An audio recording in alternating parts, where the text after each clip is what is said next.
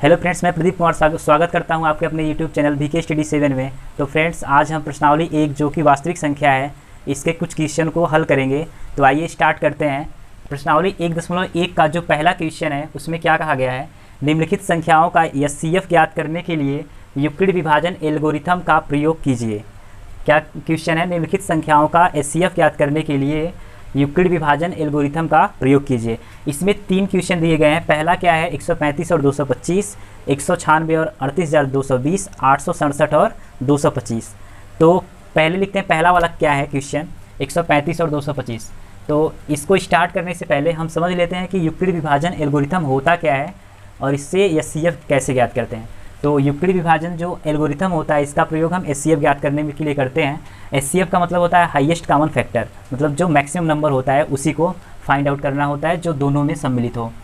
देखिए, हम लिखते हैं ए बराबर बी क्यू प्लस आर। ए बराबर क्या लिख रहे हैं, बी क्यू प्लस आर, जहाँ पर जो आर की वैल्यू होगी वह 0 से बड़ी होगी या 0 के बराबर होगी, लेकिन बी से क्या होगा, छोटा होगा। आर की वैल्यू क्या होगी, 0 से बड़ी या 0 के बराबर, लेकिन बी से क्या होगा, छोटा होगा।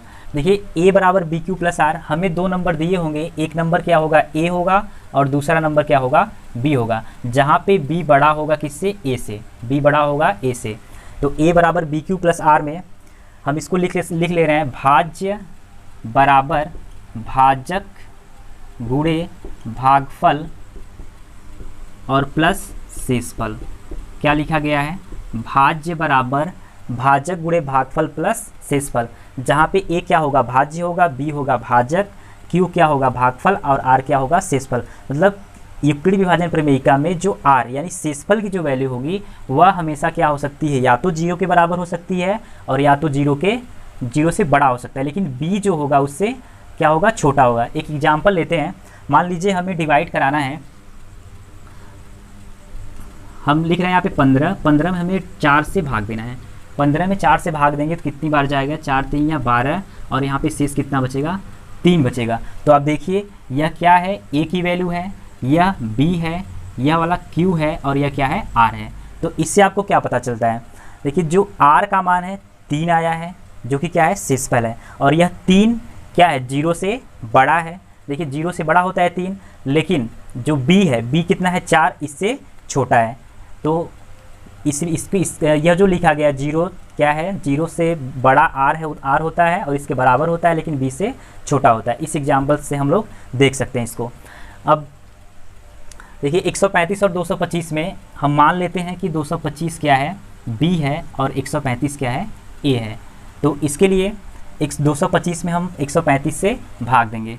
225 में 135 से क्या करना पड़ेगा, भाग देना पड़ेगा। तो कितनी बार जाएगा, अगर हम 2 बार ले जाएं तो 270 हो जाएगा, इसलिए हम कितनी बार ले जाएंगे इसको, 1 बार। 1 बार ले जाने पे 135, अगर माइनस करेंगे कितना आएगा, 5 में से 5 घटाने के बाद 0, यहाँ 2 है तो 1, 12 में से 3 घटाएंगे 9 आ जाएगा, 90, और फिर 1 में से घटाएंगे, कैंसिल हो जाएगा यह। तो यहाँ पे कितना आया, भागफल हमारा 1 है और शेषफल कितना है, 90 है। तो अब इसी को हम इस तरीके से लिख सकते हैं, 225 बराबर 135 से हमने भाग दिया है, तो यह भाजक गुणे कितनी बार भाग गया, 1 बार, और प्लस शेष कितना आया, 90 आया, शेष हो गया 90। अब देखिए इसकी अगला वाला स्टेप, हम यह प्रोसेस तब तक करते जाएंगे जब तक कि हमारा शेषफल 0 ना हो जाए, जब तक शेषफल क्या ना हो जाए, 0। तो अब यह जो 135 है यानी जो भाजक है वह क्या बन जाएगा, भाज्य बन जाएगा। 135 को यहाँ लिखेंगे, और जो शेषफल है यह वाला क्या आ जाएगा, भाजक के स्थान पे, तो यहाँ पे 90। और फिर अब देखिए 135 में हमें क्या करना पड़ेगा, 90 से भाग देना पड़ेगा। तो 135 में हम लोग 90 से क्या कर देंगे, डिवाइड कराएंगे। तो 90 का कितना होगा, 90 क्या आ जाएगा, 45 शेष बचा। तो एक बार यहाँ पे 90 गुणे 1 लिखेंगे, प्लस कितना आ गया, 45। देखिए जो भाज्य है और इस साइड को सॉल्व करने के बाद वही नंबर आएगा। देखिए 90 में 1 का गुणा कराएंगे 90 आएगा, और 45 ऐड करने के बाद क्या हो जाएगा, 135, फिर वही नंबर। अब देखिए यहाँ पर फिर 45 आ गया, लेकिन हमें यहाँ पे क्या लेकर आना है, 0 लेकर आना है। तो फिर से वही वाला प्रोसेस, यहाँ पे हम लिखेंगे 90, और यहाँ पे क्या हो जाएगा, 45, और फिर यहाँ पे कितनी बार जाएगा, 90 में 45 से भाग दीजिए, 90 भागे कितना लिखेंगे, 45। तो 45 दूना 90, 45 दूना कितना हो जाएगा, 90, और यह कैंसिल होगा, क्या हो जाएगा, कैंसिल। तो यहाँ पे हम लिखेंगे 2, 45 दूना 90 हो गया। अब शेष देखिए क्या बचेगा, यहाँ पे जो क्रॉस किया गया है यहाँ पे हम 0 लिख सकते हैं, तो शेष अब क्या बच गया 0। जैसे ही शेष बचता है 0 तो हम यह प्रोसेस करना बंद कर देते हैं, और जो भाजक होता है मतलब जिससे हम लोग भाग दे रहे हैं यह वाला पोर्शन, यही क्या बन जाता है हमारा HCF बन जाता है। और यह CF कितना आ जाएगा 45 होगा। इसको थोड़ा ऊपर लिख दें, यह CF की वैल्यू कितनी आ जाएगी 45 होगी। तो युक्ली विभाजन प्रमेयिका से जो 135 और 225 का HCF निकल के आएगा वह क्या होगा 45 होगा। अब आइए हम देखते हैं सेकेंड वाला पार्ट इसका। आइए इसका सेकेंड पार्ट देखते हैं। सेकेंड पार्ट क्या है, सेकेंड पार्ट में है 196 और कितना 38,220, 38,220। तो सेम वही प्रोसेस हम लोग क्या करेंगे, 196 को क्या मान लेंगे A मान लेंगे और 38,220 को B मान लेंगे, क्योंकि B बड़ा है A से। फिर A बराबर BQ प्लस R, यह जो युक्ली विभाजन प्रमेयिका है इसमें आप मान रखिए। तो क्या लिखेंगे हम 38,220 बराबर भाजक क्या बन जाएगा 196। तो 196 गुणे कितना हम लिखेंगे और फिर शेषफल कितना आएगा। तो आप अलग कहीं पे भाग दे लीजिए, 38,220 में भाग दे लें हम लोग किससे 196 से। तो ये कितनी बार जाएगा, पहले एक बार ले जाएं 196 माइनस कराइए, 12 में से 6 घटाएंगे कितना आएगा 6 आएगा, और फिर 17 में से 9 घटाएंगे 8 और यहाँ से 1, फिर आप 2 उतार लीजिए, 2 उतारेंगे 1862 हो गया। अब कितनी बार ले जाएंगे 9 बार, तो 9 छक 54 और इसके बाद कितना आएगा 9 9 81 5 86 और फिर 9 1 का 9 8 17, फिर 12 में से 4 घटाएंगे 8 होगा, यहाँ से 15 में से 6 घटाएंगे 9 होगा, और यहाँ से 7 में 7 घटाएंगे कैंसिल, कुछ नहीं। फिर देखिए इसके आगे यहाँ पे 0 उतारेंगे। अब देखिए 196 में हमें 980 भाग देना है, क्या आएगा, तो यह जाएगा 5 बार, 5 छक्के 30 और 5 9 45 3 48 और 5 1 का 5 4 9, यह क्या हो गया पूरा कैंसिल हो गया, बचा कितना 0 आ रहा है, मतलब शेषफल क्या हो गया 0 हो गया। तो अब लिखेंगे यहाँ पे हम कितनी बार 196 गुणे कितनी बार भागफल गया है, तो 195 और प्लस 0, यहीं पे क्या हो जा रहा है शेषफल 0 हो जा रहा है। तो जैसे ही शेषफल 0 हुआ, शेष क्या आ गया 0 आ गया, तो इसका जो HCF होगा वह कितना होगा, HCF बराबर कितना आएगा 196। देखिए हम इसको और आगे बढ़ा सकते थे लेकिन नहीं बढ़ाएंगे, क्यों, क्योंकि यहाँ पे शेषफल 0 हो गया। जब शेषफल 0 नहीं होता तो हम क्या करते, फिर से यही प्रोसेस करते और आगे बढ़ाते जाते। यह जो यूक्लिड है इसमें क्या लिखेंगे, भाज्य बराबर भाज्य गुणे भागफल धन शेषफल, इसी वाले से इसको किया जा रहा है। तो इसका राइट आंसर होगा 196। अब आइए इसका थर्ड देखते हैं, थर्ड क्वेश्चन। देखिए थर्ड वाला क्वेश्चन है 867 और 255। तो यहाँ पे 867 बड़ा है तो इसको हम मानेंगे B और इसको मानेंगे A। क्या लिखेंगे, B बड़ा है A से। अब युक्ली विभाजन जो प्रमेयिका होता है A बराबर BQ प्लस R, इससे हम क्या लिखेंगे 867 बराबर 200 कितना लिखेंगे 55 गुणे। तो देखिए गुणे क्या होगा यहाँ पे, मतलब भागफल यहाँ पे हम यूज करेंगे। एक बार लिख दे रहे हैं इसको, भाज्य बराबर भाजक और इसके गुणे क्या होता है भागफल और प्लस शेषफल, प्लस क्या होगा शेषफल। तो भागफल कितना आएगा हमें भाग देने के बाद ही पता चलेगा। तो 867 में हम भाग देंगे किससे 255 से।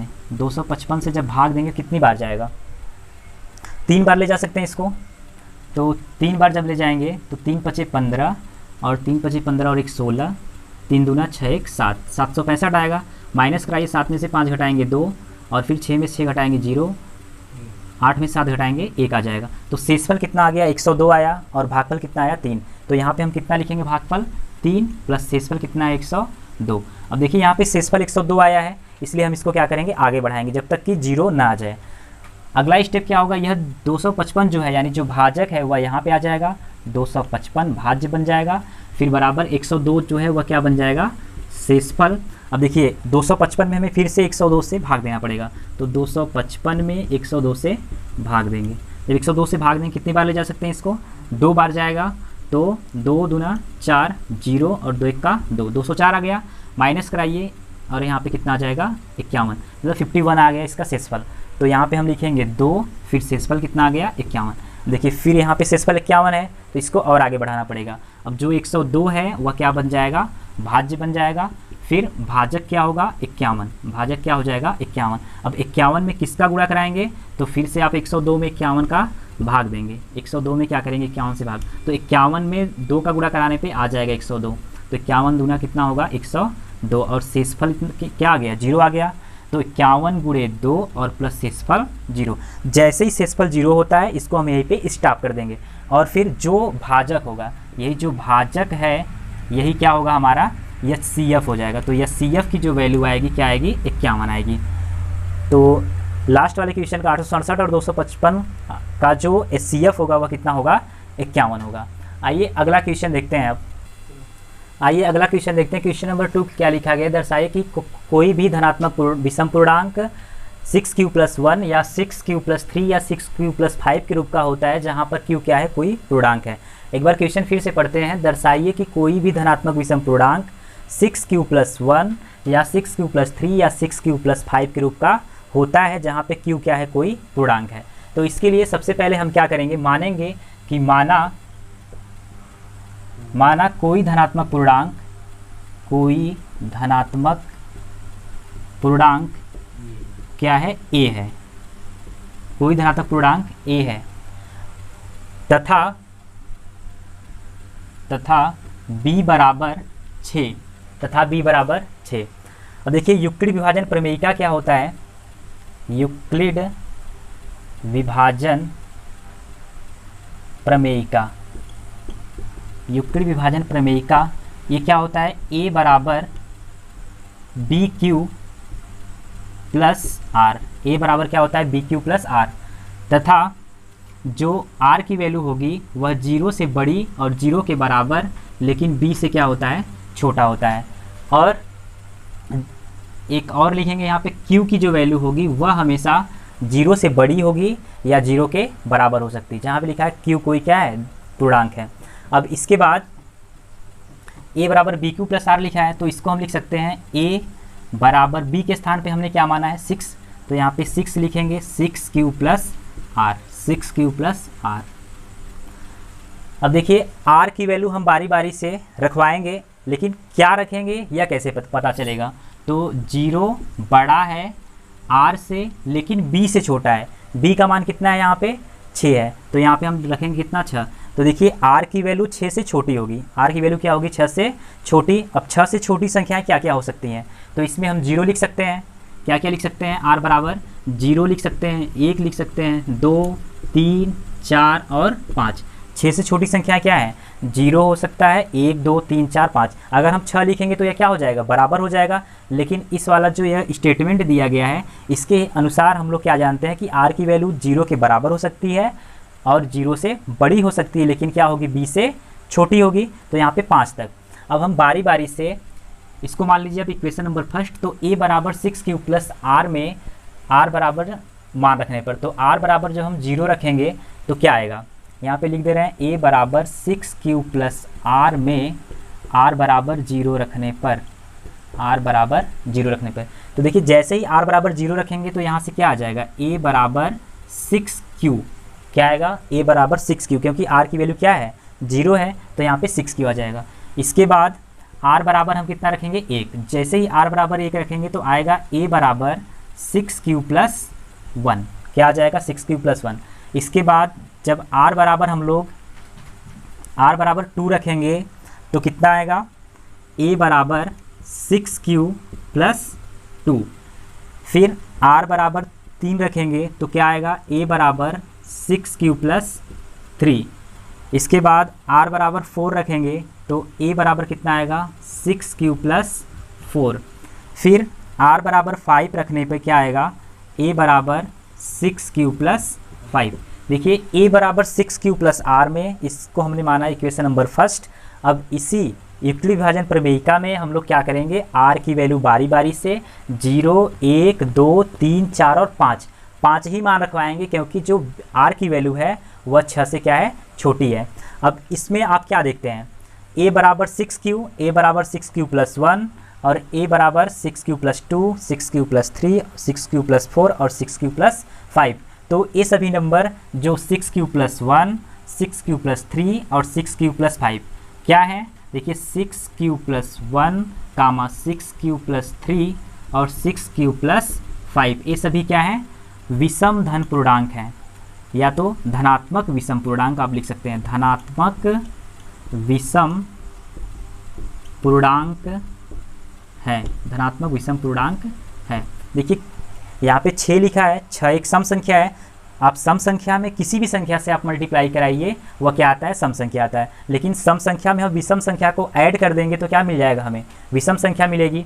जैसे 2 कोई सम संख्या है, हम इसमें 3 ऐड कर दें विषम संख्या तो क्या आ जाएगा, 5 आ जाएगा, जो कि क्या है, एक विषम संख्या है। तो इसी प्रकार धनात्मक विषम पूर्णांक है, तो आप क्या लिख सकते हैं, अतः कोई भी धनात्मक विषम पूर्णांक, कोई भी धनात्मक विषम पूर्णांक क्या होता है, 6q+1, 6q+3 और 6q+5 के रूप का होता है,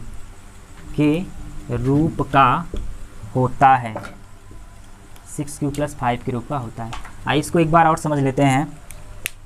देखिए सबसे पहले हम क्या करेंगे, माना कोई धनात्मक पूर्णांक क्या है, a है, धनात्मक पूर्णांक क्या है, a है, तथा b बराबर क्या लिखेंगे, 6 लिखेंगे। और यूक्लिड विभाजन प्रमेयिका क्या कहता है, a बराबर bq+r, और r की जो वैल्यू होगी 0 से बड़ी होगी लेकिन b से छोटी होगी, और q हमेशा क्या होगा, 0 के बराबर होगा या 0 से बड़ा होगा। अब b बराबर हमने 6 माना है तो a बराबर 6q+r हो जाएगा, इसको इक्वेशन नंबर फर्स्ट। अब b की वैल्यू कितनी है, 6, तो r का मान हम क्या रखवाएंगे, 6 से छोटा, तो 0 1 2 3 4 5। अब समीकरण 1 में हमने क्या किया है, r बराबर बारी बारी से 0 1 2 3 4 5 तक मान रखा है। मान रखने के बाद यह मिला हमें, तो हम देख रहे हैं कि 6q+1, 6q+3 और 6q+5 क्या है, धनात्मक विषम पूर्णांक है। तो अतः कोई भी धनात्मक विषम पूर्णांक क्या होता है, 6q+1, 6q+3 और 6q+5 के रूप का होता है। एक परेड में 616 सदस्यों वाली एक सेना की टुकड़ी को 32 सदस्यों वाले एक आर्मी बैंड के पीछे मार्च करना है। दोनों समूहों को समान संख्या वाले स्तंभों में मार्च करना है। उन स्तंभों की अधिकतम संख्या क्या है जिसमें वे मार्च कर सकते हैं। तो इस क्वेश्चन को देखिए हल में क्या लिखेंगे हम लोग कि उन स्तंभों की अधिकतम संख्या, उन स्तंभों की अधिकतम संख्या